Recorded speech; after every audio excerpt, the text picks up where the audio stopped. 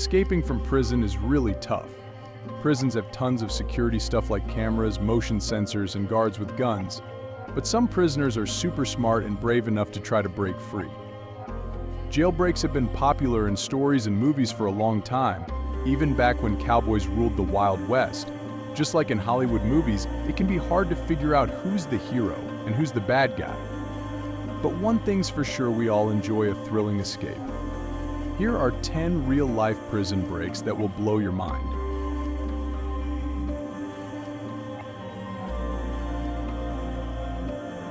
In 18th century London, Jack Sheppard became famous for breaking out of prison multiple times.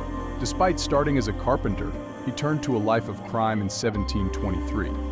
Within a year, he pulled off 4 daring escapes.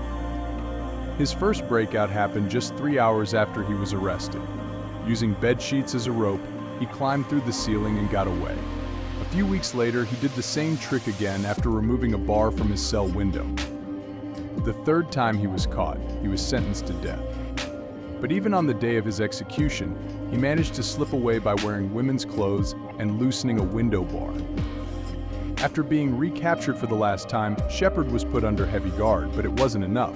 He was finally executed on November 16, 1724. His daring escapes made him a legend in London's criminal history.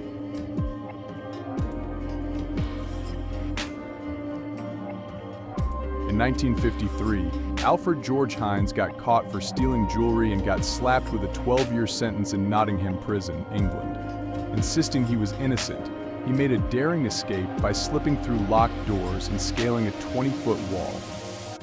Although recaptured 6 months later, Hines fought back, arguing his arrest was unlawful, and won a trial. During his court appearance, Hines pulled off another bold move with the help of an accomplice, sneaking in a padlock and setting up a trap in the washroom. When guards removed his handcuffs, he trapped them inside and fled. Despite a capture at the airport just hours later, Hines found himself in Chelmsford Prison. But within a year, he broke out again. Although caught 2 years later, he had already left his mark as a master of escape in the annals of criminal history.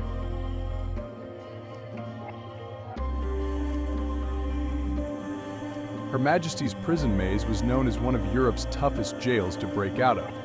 With towering 15-foot fences, 18-foot concrete walls, and high-tech steel gates, it seemed impossible to escape.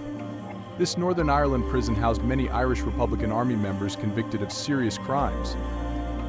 But on September 25, 1983, the impossible happened. 38 IRA prisoners staged a daring breakout from the Maze prison.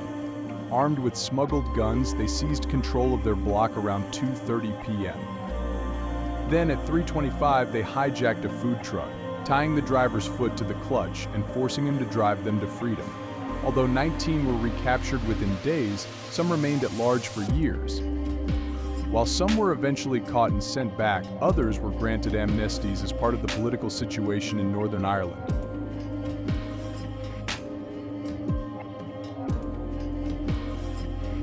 In 1997, Pascal Payet was involved in a robbery where a guard was tragically killed. Then, on October 12, 2001, he pulled off an audacious escape from prison using a hijacked helicopter. 2 years later, in 2003, he did it again, helping 3 more inmates flee with another hijacked chopper. Payet got caught and got hefty sentences: 30 years for the murder, 7 for the 2003 escape, and 6 for his own 2001 getaway. Despite being closely monitored and shuffled between prisons, Payet managed to break free once more. On July 14, 2007, masked men hijacked yet another helicopter, allowing him to flee from a prison in Grasse. But his freedom was short-lived. He was recaptured just 2 months later in Mataró, Spain. As for where he is now, it's a tightly kept secret.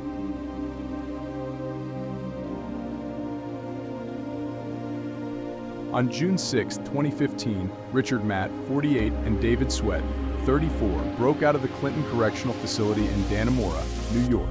Joyce Mitchell, a 51-year-old prison tailor, got involved with both inmates, smuggling them tools and plotting to escape to Mexico after asking them to kill her husband. Using power tools, Matt and Sweat cut holes in their cell walls, accessing a high catwalk leading to pipes and tunnels. They traveled through a narrow pipe for 400 feet and emerged through a manhole in Dannemora. However, Joyce Mitchell didn't show up as planned. Matt was killed by police on June 26th, while Sweat was captured 2 days later.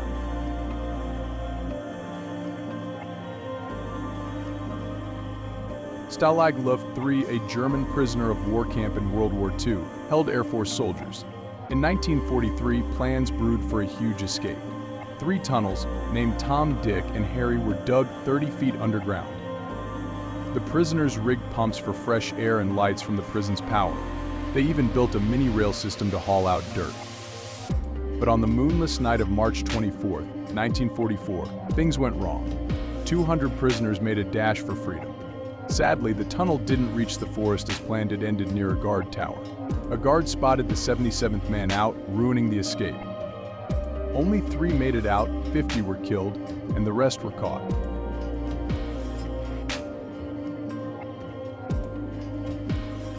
In late 2010, the Mujahideen started digging a 1,000-foot tunnel in Kandahar to free hundreds of Taliban fighters. It took 5 months to build and dodged government buildings, watchtowers, and razor wire barriers, piercing through the prison floor.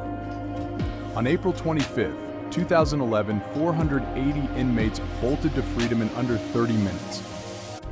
The Taliban had keys beforehand to unlock cells, and waiting minibuses whisked the escapees away. It's suspected that guards might have been bribed or had political motives to help.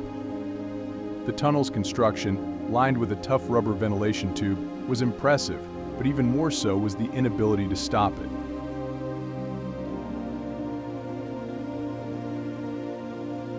Meet Choi Gap-bok, a 53-year-old ex-con with over 2 decades of jail time under his belt and a knack for yoga.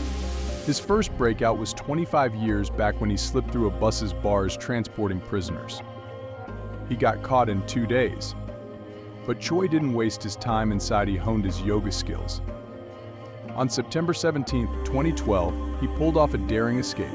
Waiting for the guards to snooze, he faked being in bed by covering pillows and applied ointment to squeeze through his cell's tiny food slot. 6 days later, he was nabbed and thrown into a cell with an even smaller slot. Turns out, for some, yoga isn't just about staying fit, it's a path to freedom.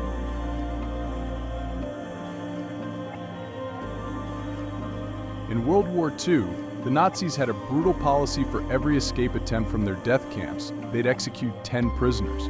By 1943, whispers spread that the camps would be shut down, spelling doom for all inside.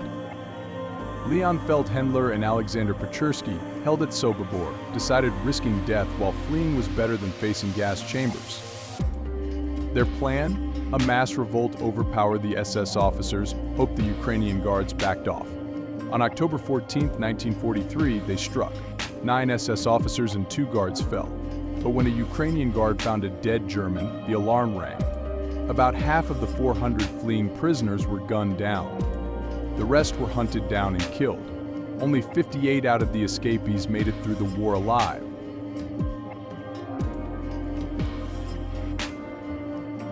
Check out the incredible story of Frank Abagnale, the real-life con artist portrayed by Leonardo DiCaprio in the hit movie Catch Me If You Can. Abagnale pulled off daring bank frauds and posed as a pilot, lawyer, and even a doctor to avoid getting caught. But in 1969, his luck ran out when a vigilant flight attendant recognized him, leading to his arrest and imprisonment in France and Sweden before he was sent back to the US. When he arrived at JFK Airport, Abagnale managed to escape to Canada, only to be captured shortly after. Then, in a daring escape in 1971 from a federal prison in Atlanta, Georgia, Abagnale used a fake prison inspector card and forged FBI business card provided by a friend to convince guards he was an undercover agent. He made a quick call, walked out of the prison, and drove away to freedom.